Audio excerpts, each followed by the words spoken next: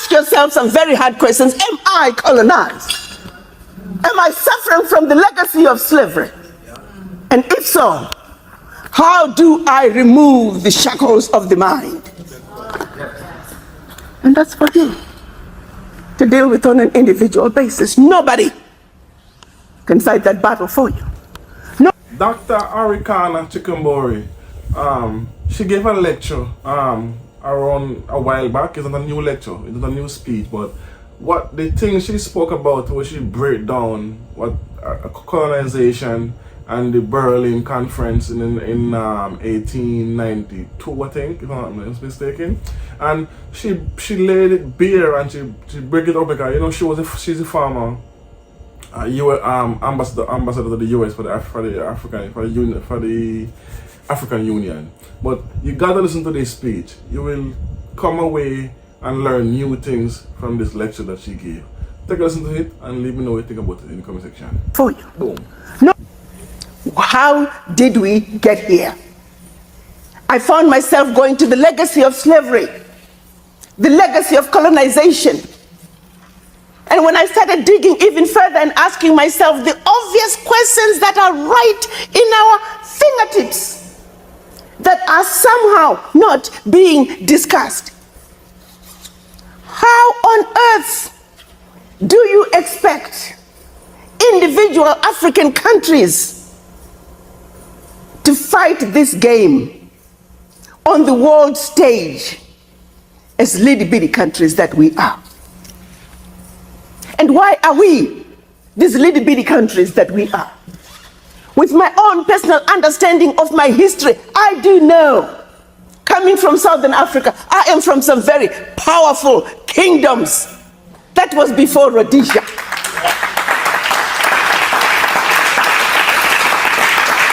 That was before South Africa.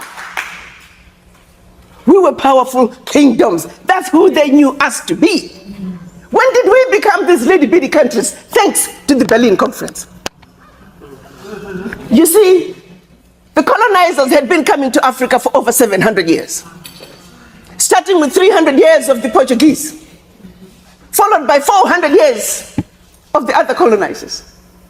They were coming into Africa in a very haphazard way. We heard about this amazing continent with everything that we need, and everybody is packing their bags and running to Africa.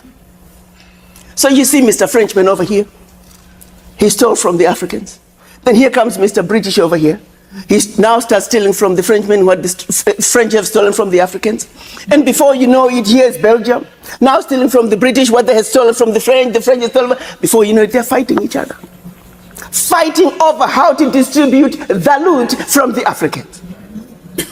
So pretty soon they were getting ready to have a European war on the African soil.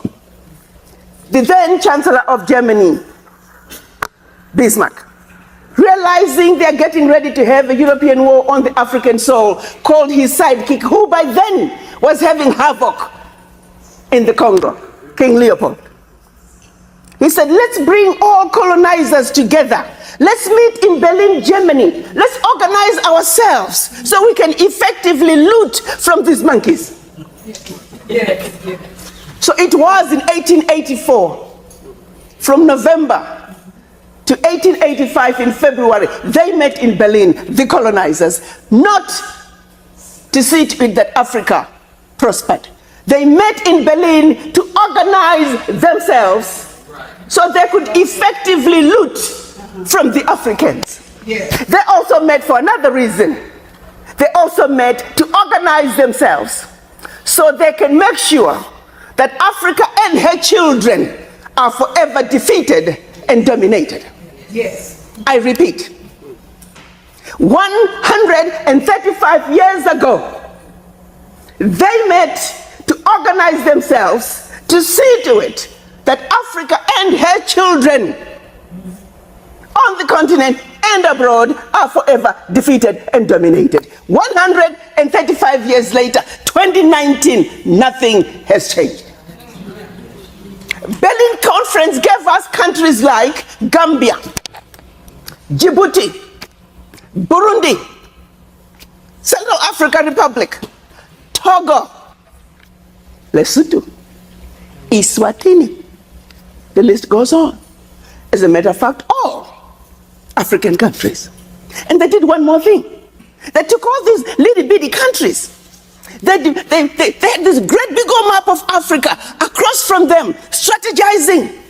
The more powerful the kingdoms were, the more they got along together, the more countries that came out of there, and the more languages that came out of there. Picture yourself driving from Zambia. You're speaking English. And pretty soon you are in Angola. You're speaking Portuguese. And pretty soon you are in DRC. You're speaking French. Pretty soon you are in Equatorial Guinea. You're speaking Spanish. Pretty soon you are in Cameroon. You're back English. Northern Cameroon, French. Pretty soon you are in Nigeria, English. Who does that? This was all by design to cause maximum destruction of a people. Give it a generation, the people who used to be one will not even know that they were related. History tells us that a husband and wife went to bed in Zambia. When they woke up, the wife was in Zambia, then the husband was in Malawi. That's how arbitrary the divisions were. The divisions were done in Berlin, while the Africans were on the continent minding their own business. All to see to it that Africa and her children are forever defeated and dominated. These little bitty countries were given the same sovereignty. Hear me out now. These little bitty countries, Central Africa Republic, has the same sovereignty as China. Gabon, 1.5 million people, has the same sovereignty as China, as India, as the European Union. Even the Europeans realize, as France, as Britain, as Germany, they are not powerful enough. So they came together and became the European Union. But the little bitty African countries, you stay. And I often say, if this world was to be a boxing game, even in boxing, the boxers understand that heavyweights belong to the heavyweights, the middleweights with the middleweights, the lightweights with the lightweights, and the wannabes like my sons here, they need to belong over there, out there, yonder. You don't take a wannabe boxer and throw them in with heavyweight boxer. It's like taking my poor husband and throwing him in with Muhammad Ali. You don't do that. It's just not done. But that's exactly what they're doing to Africa. How do you take Gabon with 1.5 million people, my fellow brothers and sisters, and throw Gabon 1.5 million into the same boxing ring with China, 1.3 billion? And you call that parity? And when Gabon gets his rear end kicked, and the world is like, what's wrong with you, Gabon? How did you allow China to beat you up? And nobody even goes past that. Gets even better. So it wasn't bad enough that we chopped up Africa into the tiny little countries that can never make it on their own. And should they even try to make it like Africans always do, we are easy to destabilize. We're small economies. It doesn't take much to knock us down. Well, when they were quote unquote, and I'm going to do this in quotation mark, leaving Africa between 1958 and 1961, France did something absolutely horrible. France made the Francophone African countries, and I don't even want to use that terminology, but I only use it for the purposes of conversation. The 14 countries which were formally, but still colonized by the French, they were forced to sign a document that they called the Pact for the Continuation of Colonization. You heard me. The Pact for this continuation of colonization. If you want your independence, you must sign this. Guinea, Secretary said absolutely not. Mali said absolutely not. France, pack your bags and go on back home. France could not believe it. Could not understand that an African country, these monkeys, do not want to be affiliated to France. They said, we will show you. So So history tells us France went into those two countries, took everything that they thought they had brought to those two countries, including the last teaspoon and chair, proceeded to pour concrete into the sewage pipes, completely devastating the two economies. The then newly appointed president of Ghana, Kwame Nkrumah, in his efforts to rescue these two economies, created the first ever union of any African states, Ghana, Guinea, and Mali. But what that did was it made the other African countries realize that if they go against France, this was the fate that was waiting them. So what do? Wait the pact. And they signed. What did the pact say? One, the pact said, you monkeys, you don't know how to manage your money. So you shall deposit 85% of your bank reserves with the French Central Bank under the control of the French Minister of Finance. And that France is going to take your deposits from the individual countries, pool them together, invest them in the French stock market under the French name. And you, monkeys, you may or may not know the returns. Latest figures are showing this is still going on since 1958. France today is collecting out of Africa over $500 billion before investing. And when they finish investing this money, for every 14 billion out of Africa, they're recognizing over 300 billion. Now do the math. So when it's actually said and done, France is taking out of Africa trillions of dollars every year, and we, the poor Africans, are gladly giving it to France. And the same France has the audacity to look at us and call us poor people. 1958. They went further with the pact. You say, we will also print your own money. We will print your money for you. They instituted what they were calling the CFA, special currency for the African countries, and that only France can print that money for you. They went on to say all the contracts, large contracts, public and private, French companies have the first right of refusal. All your minerals discovered, yet to be discovered, France has the first right of refusal. Now, my brothers and sisters, if one of you was to wake up one morning and you're president of one of those countries, and your chief of staff walks in first day and starts reading you out the do's and don'ts as stipulated by the Pact for the Continuation of Colonization, what power do you have? None. And the same countries that are stealing from Africa, they have the audacity to look at Africa and say, Africans, what's wrong with you? Why can't you all take care of yourselves? Well, let's start by leaving our $500 billion on the continent.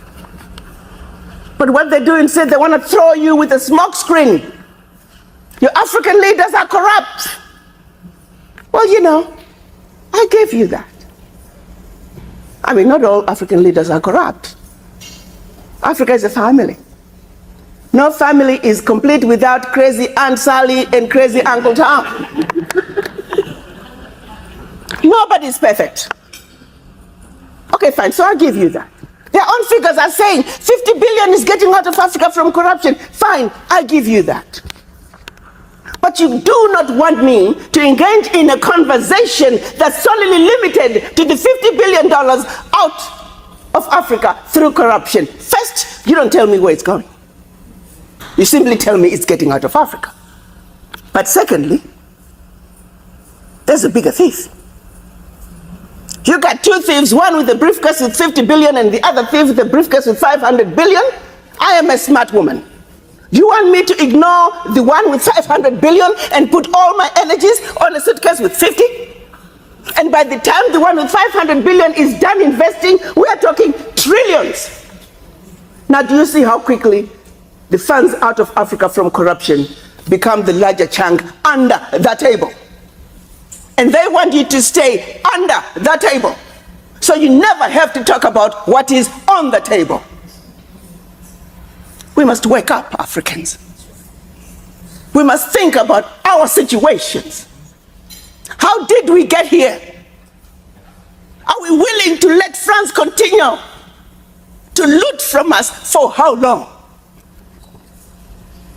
Are we willing to continue, the colonizers, to continue to colonize us? Because the truth of the matter is, all of them have never left Africa. They are still very active in Africa. But they throw you stupid little issues. And because of our colonized minds, because of our minds suffering from slavery, we just follow. We refuse to think. And I'm going to take it home a little bit here. How many times some of you continental Africans? I was talking about a guy. Oh yeah, are there a lot of, this one happened to be Zimbabweans. Are there a lot of Zimbabweans in town? Oh no, I don't mix with Zimbabweans. Can I get an amen? Amen. How many times have you gone to Africa, you as a continental African, you sit in a restaurant to order something, and our Caucasian brothers and sisters happen to walk in. You see how quickly our own brothers and sisters abandon us to run to wait on our Caucasian brothers and sisters.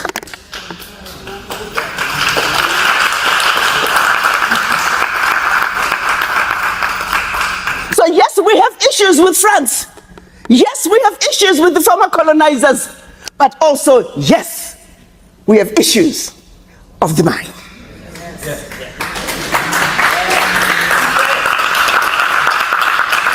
And here is where the real battle must be fought. And until we wake up and have a serious conversation with the image in the mirror, nothing, zero, zouch, is going to change in Africa, and nothing is going to change our circumstances. So we must wake up and be very realistic about who we are and have a serious conversation with the image in the mirror. And ask yourself some very hard questions. Am I colonized? Am I suffering from the legacy of slavery? And if so, how do I remove the shackles of the mind? And that's for you to deal with on an individual basis. Nobody can fight that battle for you. No amount of education can assist you with that. The question is, are you sick and tired of being sick and tired?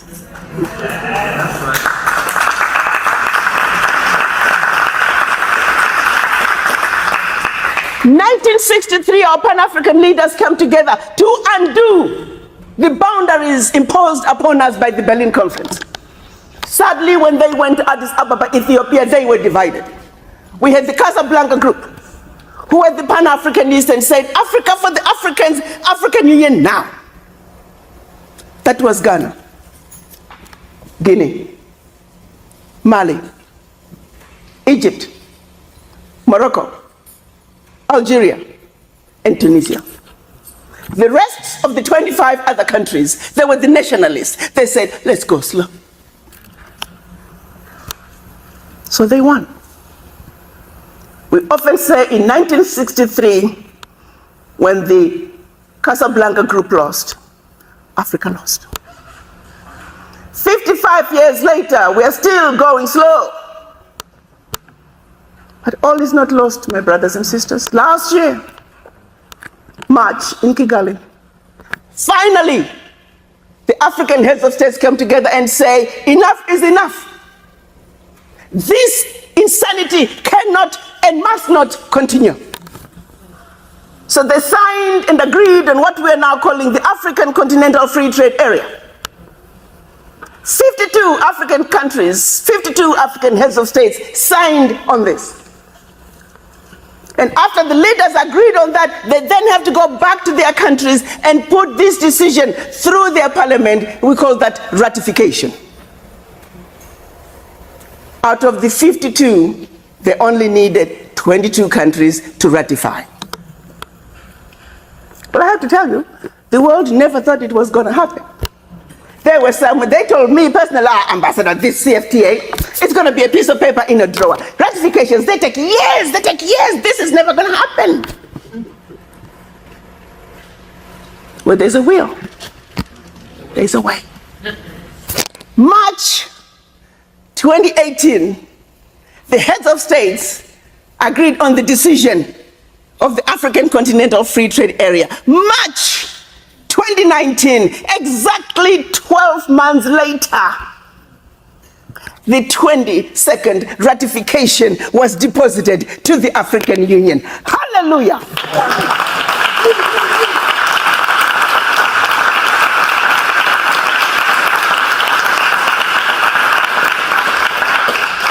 May 30th, this month, implementation of the African Continental Free Trade Area begins.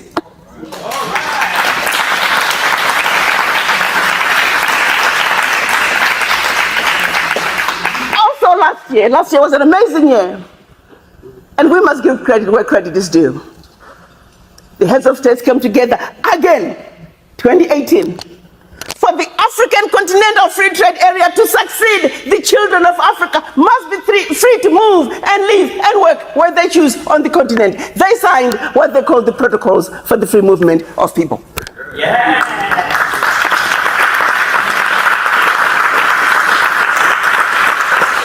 And even as we are going through the process of ratifications, many countries, over 40 countries in Africa now, the heads of states are loosening their.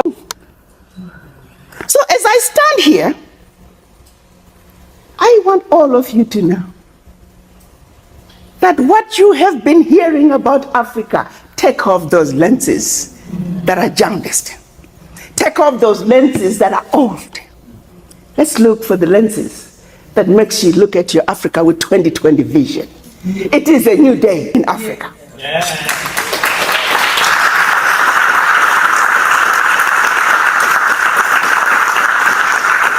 And I am not mincing my words. The reality is, the rest of the world could disappear. If we can just be left with the United States of America and Africa, we're going to be all right. Because everything the United States needs can be found in Africa, and everything Africa needs can be found in the United States. So I am a woman on a mission. United States, whether the United States likes it or not, United States shall be the best friend Africa has.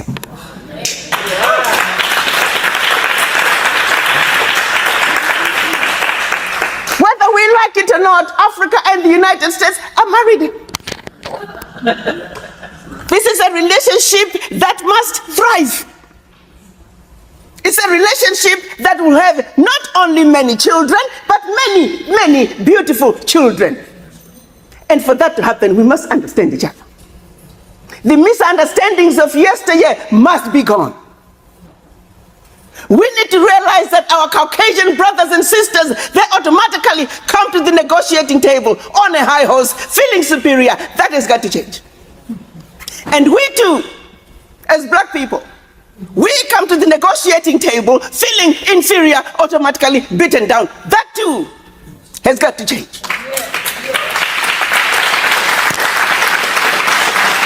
We are running parallel to each other.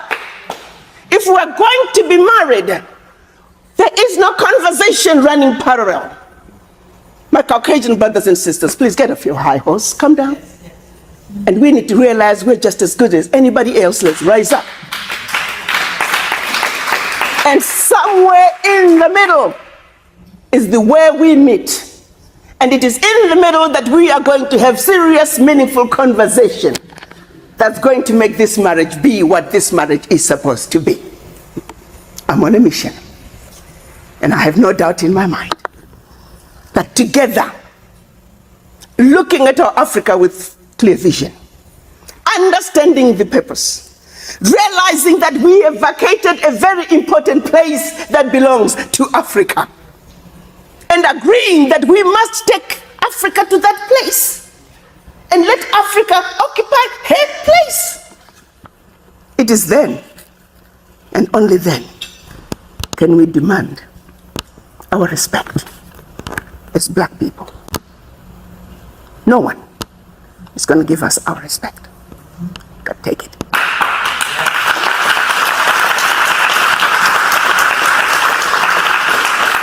And allow me to give it to you men. Because you, as black men, you have let us down as your wives. You have let us down as your sons and daughters. What have you done to fix this? Nothing. What have you black men done to fix this? Nothing. Well, we're putting you on check as black women.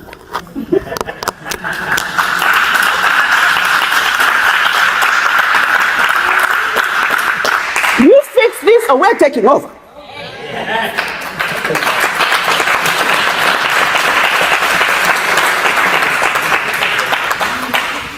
Let me conclude by sharing with you a story about one woman called Nanaya Asantua. She was the gatekeeper of the Ashanti gold stool. The British governor in the 1900s, after they had beaten up the kingdom, arresting and putting all the kings and chiefs in exile in Mauritius. The Ashanti king was already locked up in Mauritius. They were now going after this too. Because you see, you got to understand the spirit of the Ashanti rests in that stool. So when you take that golden stool, you are taking the spirit of the Ashantis. They were going to take the stool to England. So the Ashanti men, they caved in. They went to the governor and said, well, if we give you this stool, can you bring back the king? So that was getting ready to happen. They were getting ready to sell the soul of the Ashanti people. But Nanaya Asandua would not have it. She told the men, is it that the strength of the Ashanti men is normal? Is it that we, the Ashanti women, are standing here defenseless? She says, the stool is not going anywhere. And if you men do not fight to defend this stool, me and my fellow women shall take up arms, and we will fight till the last one of us is gone.